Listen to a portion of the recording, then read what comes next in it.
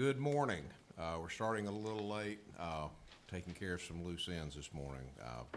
We thank everyone for being here. This is the May 13th meeting of the Tennessee Fish and Wildlife Commission. I'm Harold Cannon, Chair of the Commission, along with other appointed commissioners from across the state. One of the things that I think is important to note is that everyone up here is volunteering to do this. This is not a paid position. And it is a privilege, personal privilege, to serve with this group of men and women who are much, much smarter than me. With that, I'm going to ask Commissioner McMillan if he would for our invocation and to lead us in the pledge.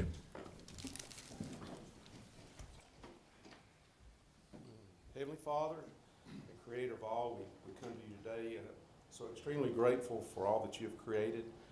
As we look around us, we're so amazed of the majesty and wonder of all that you've provided for us. Thank you for giving us the direction we need to make the decisions that will help us to preserve the magnificent resources that we enjoy each day. Please be with all the great folks gathered here today to keep us safe, watch over us as we drive home to our families. We will continue to pray for our country, and please bless all of our servicemen who serve to preserve the liberties that we all enjoy. We pray this in Jesus' name. Amen. Amen.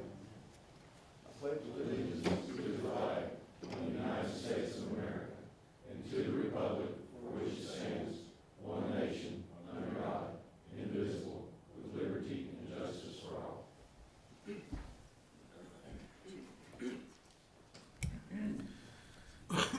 Commissioner McMillan, thank you so much.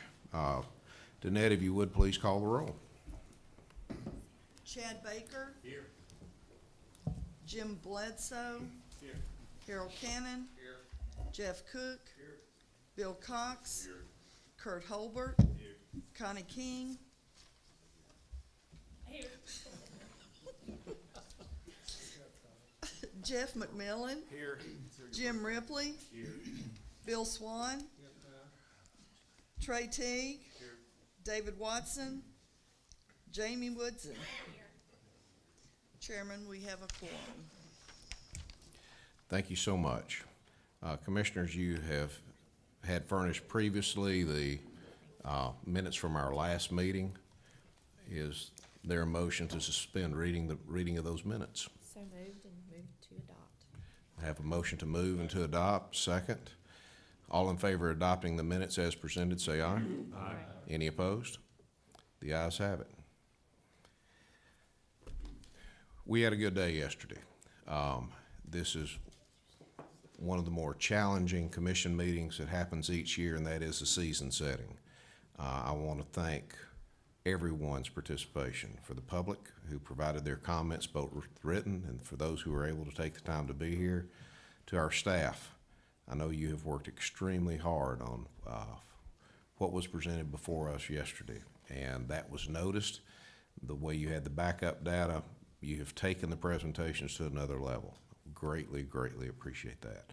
And to the commission, we did what we needed to do yesterday, and that is we had good debate, good discussion, and it was done with respect and civility. And that respect and civility will continue today as these proclamations that were approved by committees yesterday will be considered by the full commission. With the commission's permission, we're going to suspend the announcements at this time and wait till the end of the meeting. Director Carter, I believe we have two presentations today. One of those we need to probably wait a little bit on. Would you like to have recognize Mr. Bobby Wilson? Yes,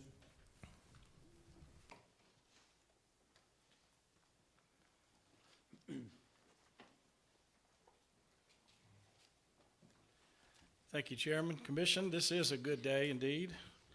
We'll keep on following with that feeling by recognize one of our fellow TWA employees. I want to recognize Jeff Sanders. Jeff is a wildlife technician too at the Flintville Fish Hatchery in southern Middle Tennessee. He's been a dedicated TWA employee for 30 years. He's trained 3 hatchery managers during his tenure, ensuring no loss of critical knowledge regarding hatchery operations. As a fisheries technician, Jeff is responsible for producing and stocking trout, for both the winter trout program and the Middle Tennessee spring stream stockings. This winter, nearly 32,000 trout were stocked at 23 sites in 17 counties. That's just an example of what happens every year. Jeff's tireless efforts resulted in countless fishing trips and a lot of happiness for Tennessee anglers. His demeanor is perfect for Flintville and the TWRA. He's always friendly, courteous, enthusiastic, helpful, and hardworking. These characteristics make him a dedicated and irreplaceable employee. He is a great teacher and role model for new employees, and he's helped train new employees throughout his career. As a native of the Flintville and Fayetteville community, Jeff is an excellent liaison between neighbors, the local community, and the hatchery, effectively communicating any issues that involve locals and fostering a positive relationship for TWRA and the hatchery. But this is not a Fisheries Technician of the Award, which Jeff won in 2012. This is a Meritorious Service Award. It is an award to recognize someone who has gone above and beyond their regular scheduled duties. Many of you may remember Stacy Surgener, the former hatchery manager at Flintville, who passed away this past February as a result of cancer. Stacy had been the hatchery manager for several years and was not only an excellent supervisor to Jeff, but he was also a good friend. While Stacy was hospitalized and recovering from many rounds of chemotherapy, Jeff voluntarily took the role as acting hatchery manager. He worked 7 days per week without complaint during the most critical and busy period of trout production, as well as winter and spring stockings on schedule without missing a beat. In addition, Jeff took over his administrative, supervisory, fish culture, and facility maintenance responsibilities, knowing that without his efforts, the Flintville hatchery operations would be greatly compromised. All this time knowing that there was no added monetary compensation, but that he was compelled by his passion for the hatchery, his co-workers, and the sportsmen and sportswomen of Tennessee. Jeff will continue to be a leader at Flintville Hatchery during the transition of the new hatchery manager, Stephen Day, who's with him today. He will shoulder a lot of the decisions and lead hatchery on a positive, productive course that he has been associated with during the past 30 years. We really hope that he stays many more years because he is without a doubt the foundation of TWRA's Flintville Fish Hatchery. So Jeff, if you'll come up here. Jeff Sanders. Oh, there he is back here. I think he thought he was just going to get recognized and not have to get up here. We got a plaque, and I'm going to read the plaque. It says, "Be it known that Jeff Sanders is awarded this Meritorious Service Award in recognition of his outstanding service and commitment to the operation and management of Flintville Trout Hatchery, presented on this 13th day of May, 2016. So, congratulations.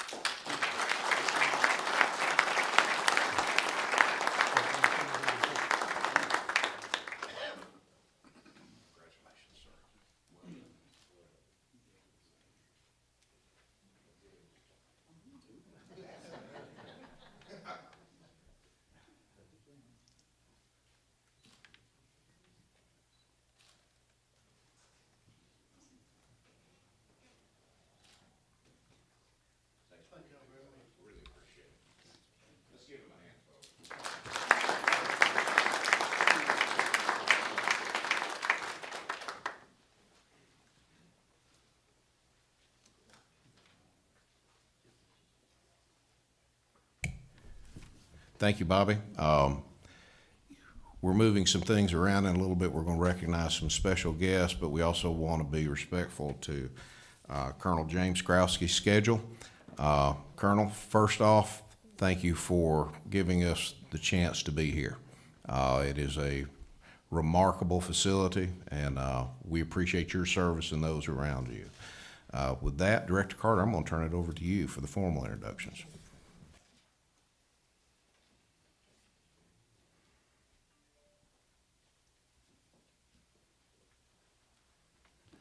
Thank you, Chairman Cannon. Yesterday, a lot of y'all had a chance to meet Wes Winton, who is the manager of the wildlife management area here at AEDC, and a couple of others, actually about 4 others. So this is a little bit about him, a little bit about AEDC, and a little bit about Colonel Kraske. So I don't know what all the Colonel might want to say, so I'm going to make a couple of remarks. And you can give me the high sign to cut off anytime. But essentially, AEDC is a pretty interesting place in lots of ways. Other than being a wildlife management area, it also has a big role for the United States Air Force. In 1926, it was a National Guard training camp. Later became Camp P, and that was incorporated in the 30s into Camp Forest. And then during World War II, at least the documents I read, this was also one of the centers where German prisoners of war were brought in, and from all the documents, several did not want to leave because they liked the area so well, and it was not what they had been told that the United States was like. So in any case, it has lots of history here and lots of things. But in 1949, the same time that the Tennessee Game and Fish Commission was being formed, the United States Congress was appropriating money to an area to see what the future of the United States Air Force would be. And in that corporation, I think about $100 million at the time, that they put into the money to establish Arnold Engineering Development Center. And as part of that, it was research for a lot of things that obviously would be incorporated into different type of aircraft engines and all that. If you ever have the opportunity to go to see the wind tunnels that are utilized here, it's absolutely incredible. I mean, they're taller than this building here, and they generate enough air that they do so much research that I always wanted to turn it on and see if I get blasted against the wall, but never got that opportunity. But it's if you get the opportunity to see, it's really great. As a part of this too, of course, is a wildlife management area, and part of the wildlife management area thing is that we work together and have for many years. And that's where Wes comes into this as well. But each military facility that we work with that has this type of operation has an integrated natural resource plan. And that's where a lot of the people who work on AEDC get very much involved in ours. And I'd like to introduce the Colonel here before I take all of his time, but I wanted you to know that little bit of background and the fact that that's how we all work together. And it's an operation that has led to lots of things. This is one of about the 4 places in the state of Tennessee that deer were taken from when we were trying to restock Tennessee, about 9,000 different deer that were transported from about 4 different areas, including this one. So all those things put together, it's been a long history. And Colonel Kraske has worked with Wes and others on here in a kind of a unique way, and they have recognized him formally. And with that, Colonel, I'd like to ask you to come forward and make whatever remarks that you want to make, and we certainly appreciate you being here and all the cooperation that you have between our agencies. Well, good morning. I'm Colonel Jim Kraske, and welcome to Arnold Air Force Base. On behalf of Colonel Rod Tadero, who couldn't be here today, I just wanted to come out and say that this place is a jewel, and it's a jewel because we have such a cooperative and collaborative relationship with the TWRA. Now, I said welcome to Arnold Air Force Base, but you know, TWRA and their forerunner has been here since 1954, and that's a long time. And since 2013, I think it was when I first got here, the face to TWRA has been Wes Winton. And Wes and my crew have worked very close together to keep this natural resource, this what I call a jewel, in some of the best shape it's ever been. And I was telling, I'm leaving, I'm retiring here shortly, and I was telling the person who's coming in to replace me, I go, don't tell anybody else, because they'll want to take your job, because this is a wonderful, wonderful place. And it's that way because Wes does such a job. And Wes, if you come on up here, I would like to recognize him again for his work as our TWRA representative. And what I have here is the Natural Resource Conservation Management Award for enforcement in recognition of those who foster fruitful partnerships benefiting natural resources, conservation on military installations in support of the military mission. And if that doesn't say what Wes does, I don't know what does. So Wes, thanks, congratulations. Thank you, sir. Job well done. Appreciate it.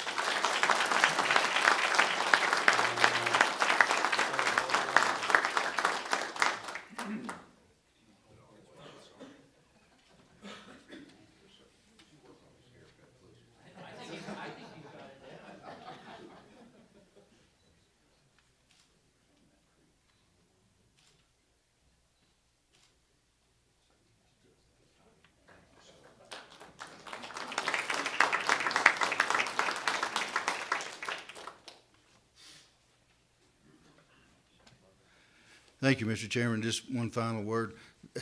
This is not a local award. The base put Wes in, and this is actually a national award that was presented. So it's not just recognition here. Wes was also recognized at the North American Wildlife Conference, wherever that was. I can't remember. I was there. I don't. But it was quite an honor, and I was proud to see him recognized, as we have had other people in the agency recognized with national awards. Just wanted you to know that part of it, and appreciate the cooperation that we have here with the Air Force Base and the other people that work with Wes on a daily basis. Colonel, just on behalf of the commission, thank you for your service.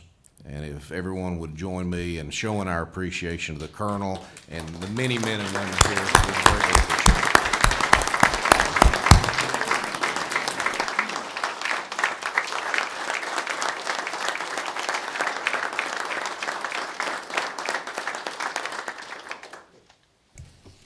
We don't get to do what we get to do at this meeting without them having our back and protecting the freedoms that we have. And so there's a deep appreciation of them and their families.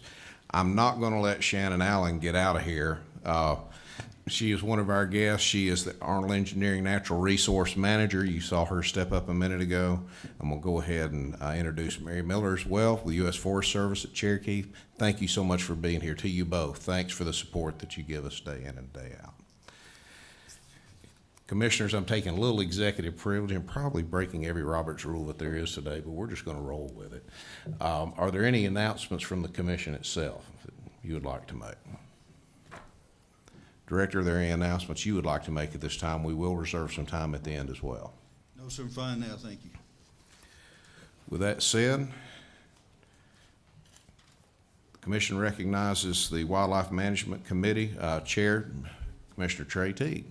Thank you, Chairman Cannon. I'd like to introduce Mark Goodwin, Chief of Wildlife Forestry Division. Discuss statewide big game hunting seasons and bag limits. Good morning. Yesterday we presented to the agency recommendations on hunting and trapping regulations and seasons for the 2016-2017 season. This morning that we have a number of proclamations that we would like the commission to consider, and as I do so, I would like to also mention the amendments passed by the Wildlife Committee to ensure that those changes were adequately and correctly captured. Yesterday, the agency presented the recommendations for Proclamation 16-32 to the Wildlife Committee. At this time, we ask the Commission to adopt that proclamation, and with the following amendments. One, recognizing new language defining antlered and antlerless deer, and limits being specified as antlerless deer instead of bucks.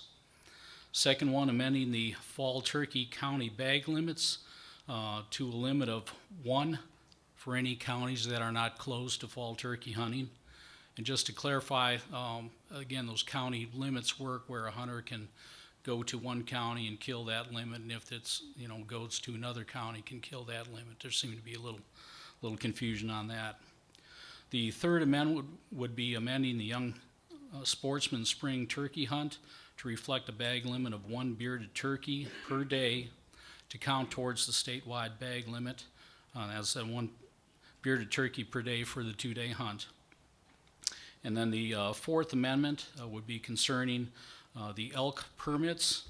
The current permits that we have, 5 permits, would be, the 6 permits that are open right now on the North Cumberland Wildlife Management Area would also be valid on private land. And those counties consisting of Scott, Morgan, Claiborne, Campbell, and Anderson counties. And when hunting on the private land in those counties, it would be valid for the entire counties, even those portions that are not included in the elk restoration zone. And then the amendment was made to add 5 new permits that would be archery only, open for a 5-day hunt that this year would be October 3rd through the 7th, which is Monday through Friday. And these permits would go through the same draw process as before, and I identified they would have an option to choose, or an opportunity to choose the unit on the management area that they could hunt on if they wanted to do there, but also would be valid to hunt in private land as stated for the previous permits. So recognizing that, at this time, we ask the commission to adopt proclamation number 16-32, the statewide big game hunting seasons and bag limits.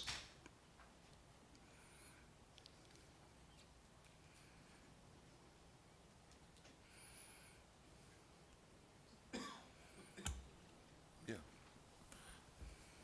I'd like to make a motion. The Wildlife Committee vote and I recommend approval of proclamation 16-32 as amended. Second.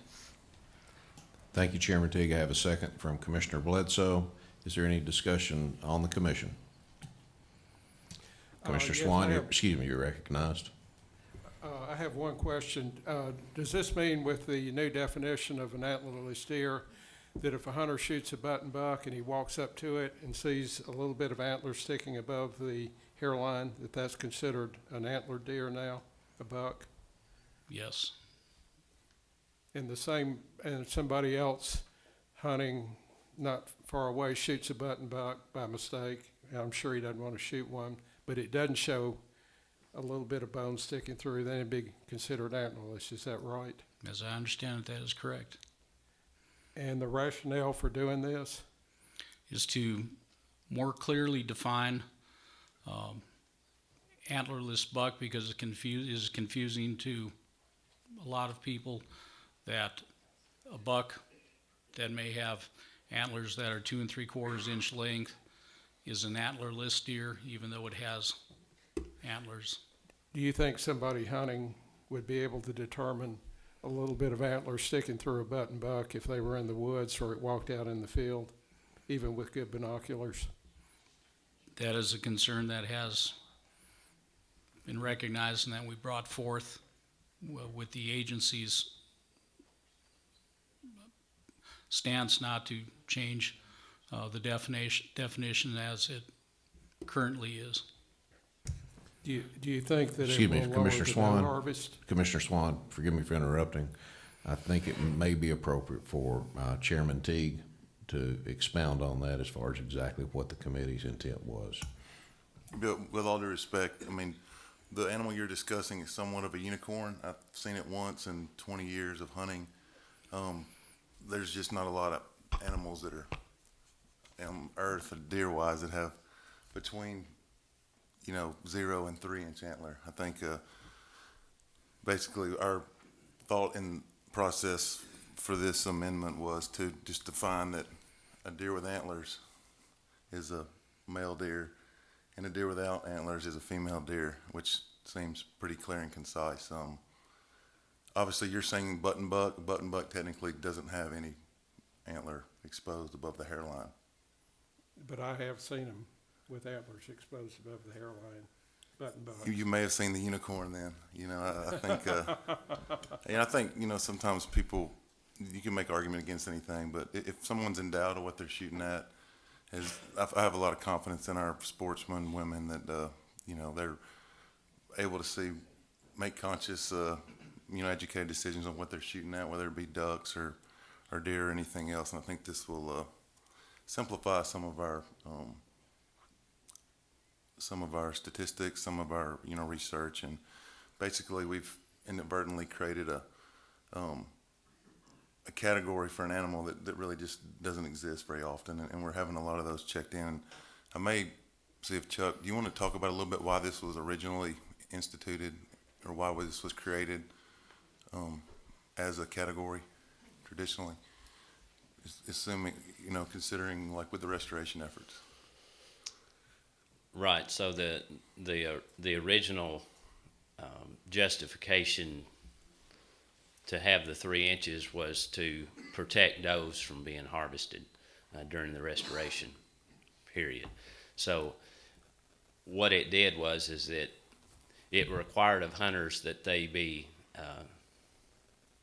abundantly, or it required that hunters be very careful and be sure that a deer had antlers before they harvested that deer. And during those times, that's all that was allowed to be harvested was antlered deer. And a couple of things I'll add to hopefully address your question is that the intent is for all antler deer that are harvested to go towards a hunter's antler deer bag limit. So I would frame it like that. And then the question that you have about a male fawn, I'll call them. I think we're talking about the same thing, but to be more clear, a male fawn with exposed antler. That there are instances of that in an early born male fawn in a good mast year could in fact have very, very, very small antler that is exposed. And in Kentucky, they have a similar regulation to what you're considering today.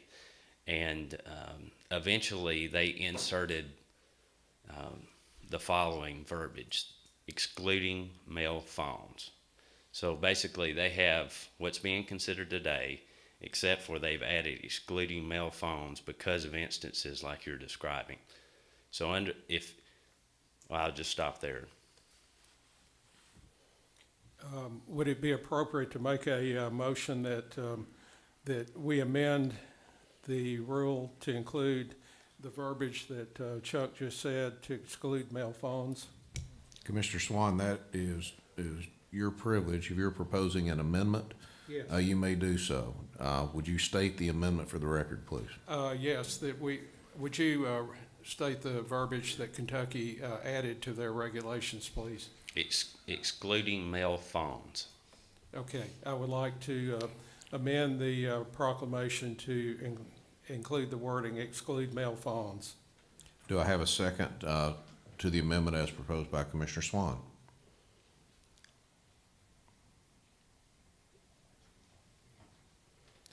Hearing none, the amendment fails for lack of a second. Any other discussion amongst the commission? Any comments from the public or staff?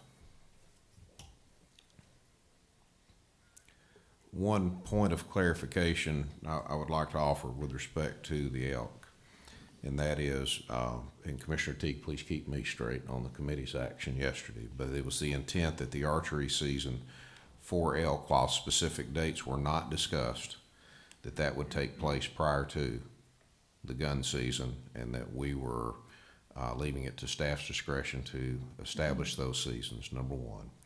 Number two is, I believe it was the desire of the committee to also, where private properties had the opportunity to be hunted, that we wanted to make sure that there was indeed damage on those properties, again, at staff's discretion, what that would look like.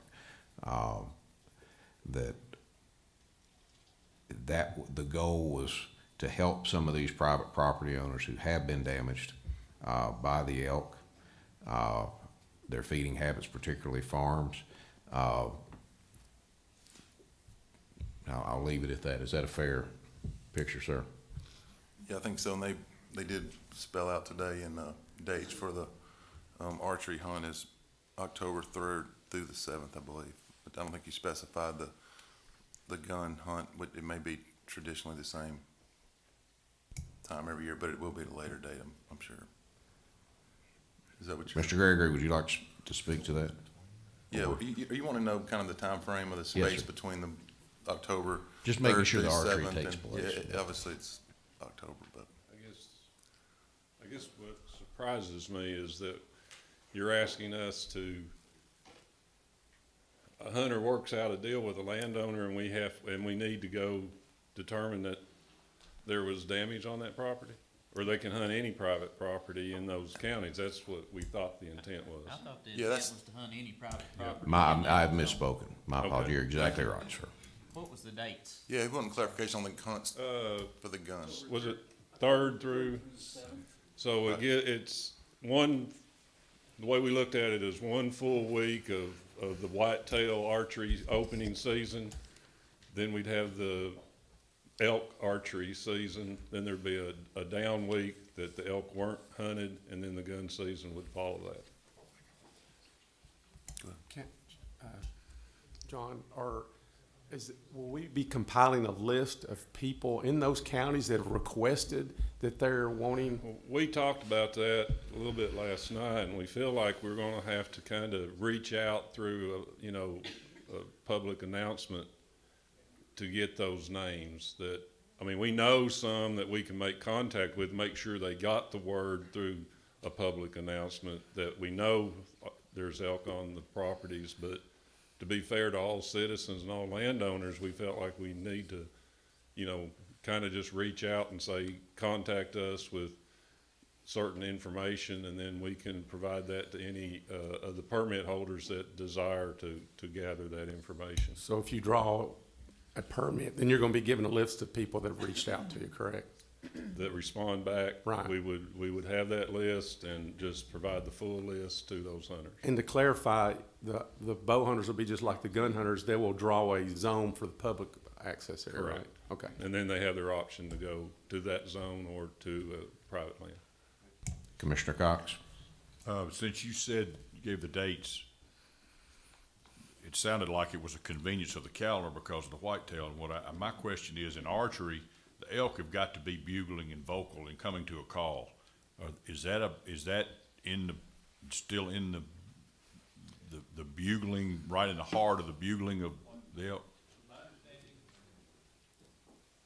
I mean, there's no use in having an archery permit if the elk are not bugling.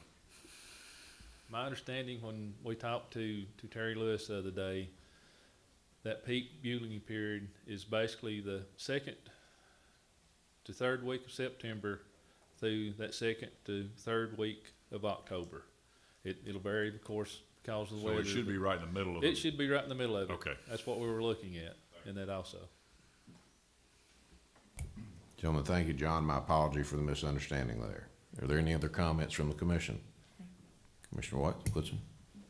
Thank you, Chairman Cannon. Just a thought, and not to belabor it, but we did have an extensive discussion on it yesterday, and to the extent it's come up today, I want to just make a brief comment about the antlerless policy that's in this recommendation. One, it reminds me of the conversation that we had a few years ago related to sandhill cranes and the whooping cranes, and the expectation and confidence that we have in Tennessee hunters to identify game properly, whether it's a hen mallard versus a gadwall, whether it's a redhead versus a canvasback. Those are decisions that are actually made on the wing, much quicker with a shotgun versus with a rifle and that kind of concentration. And to the chairman's point earlier, I've got a lot of confidence in our Tennessee hunters for their ability to distinguish an antlerless deer or not.